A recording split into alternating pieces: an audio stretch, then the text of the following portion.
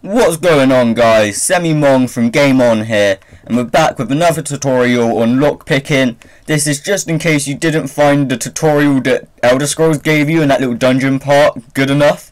But yeah, let's dive straight into it. First off, you've got to get lockpicks. It's pretty self-explanatory. So if you go to the merchant just outside the woodworking station in Daggerfall, here it is marked on the map, you can just venture out into the open and go find some chests to lockpick. I mean, then they're cheap, 9 coins, you get a guaranteed green item, and with that green item you can sell it, you can deconstruct it for raw materials, for blacksmithing, so there's always profit. There's always profit in stealing from chests. Mwahaha. But yeah, it does take me a while to find a couple of chests, so I do edit the video here, a bit of magic. Now straight off the bat, you want to check what type of chest it is, whether it's simple and intermediate. Now I'm going to talk about feathering the lockpick with your trigger. So before we do that, let's talk about the type of chest. So you get simple and intermediate. With simple, it's just the fact that the time's quicker, whereas in intermediate, the time's even quicker. So with simple, I think you got 20 seconds, or was it 30? And then with intermediate, you just get less. So right now I'd be on like 7 seconds on an intermediate chest, like no. But as you can see there, I had to go back with a couple of the pins and actually reset them. And it's all about the vibrations of the pin and your controller as well. So don't worry, I do find a load of chests in this video, and I actually do repeat the same clip just once to show you that little bit more what I'm on about with the vibrations. Now there is a couple of chest locations spotted all around Glenumbria, I think it's called, the area I'm in now, just outside Daggerfall. So make sure you keep in mind whatever chests I go to in this video, you can also visit in game and get a couple of items for yourself. Give yourself a boost, go ahead, go do it, you know you want to. So with this chest, just watch how when I push in the pin, I'm trying to set it just as it starts to vibrate. So if you push in a pin too far, your lockpick will actually break. And I have a perfect example of this on this chest. This is an intermediate one as well. So watch how the time is going down so much more quicker. But as I was saying, you want to watch your vibrations on the pin actually on screen. So this is the one I do. I go too far, the pin starts to shake and my lockpick breaks. So if you go too far, the spring will shake and in turn it will cause the pin to shake and you have a chance of breaking your lock. So what was the point? Don't go in heavy, go in light, is what I always say. So you might as well feather your lockpick and at least get it wrong first before attempting it to break, if that makes sense. So if you want to push down, and just as you start to feel the vibration, you'll be able to feel it in your controller, you'll be able to see it on screen. Just literally, it's obvious, it's totally obvious.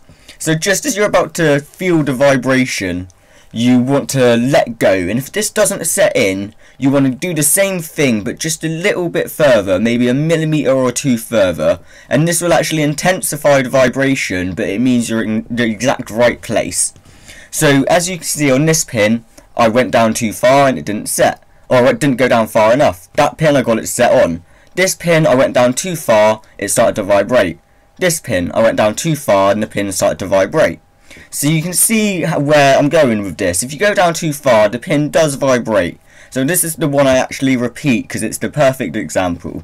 So if we watch this again, on the last 2 pins, I pushed them in too far, and the pin itself is vibrating, the spring underneath it is vibrating, your controller's going mad, your controller's vibrating as well.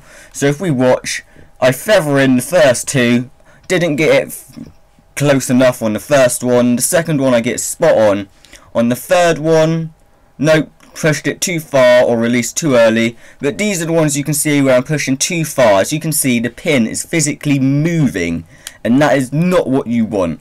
You want it so the pin is literally ever so slightly vibrating, and then you want to release it.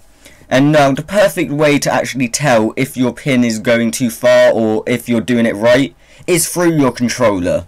So as on screen, you can see the pins are vibrating when I get them wrong, especially with that top one there. That one just vibrated because I got it wrong twice in a row.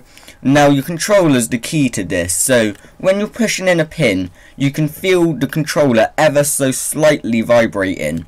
you want to build this up until it starts to intensify and really start to shake and then let go. So this vibration will match up with the vibration of the spring on screen. So I would say just to sort of like a car game, to feather it in. If you want to go full speed, you put down the trigger and that gives you full acceleration. Or you can build up your speed by slowly pushing down the trigger to reach maximum speed. And this is what you want to do with the lockpick. You just want to slowly push on your trigger. You'll get the slight vibrations of the lockpick coming through to your control. And then if you go too far, that vibrations will build up into something major where your controller just starts to shake, the pin on screen starts to shake. Whereas if you just gently feather in the lockpick and watch it, just the vibrations slowly build up, you should be fine. Like it's so easy once you get used to it. It's literally just all about slowly pushing your lockpick in and matching up the vibrations of your controller to that on screen. So as I said, if you go too far and it vibrates too much, it's not going to set. If you go too little, it's not going to set. You want to do it just on point. So just to top this off, what you want to do is feather in your lockpicks like you would in a car game, and just when it starts to vibrate, release, and it should set. You can see in my videos when each pin is set, because it turns to a grey, I believe, greyish brownish. But I hope this clears things up from when you were first in the prison, in the dungeon, trying to break your way out.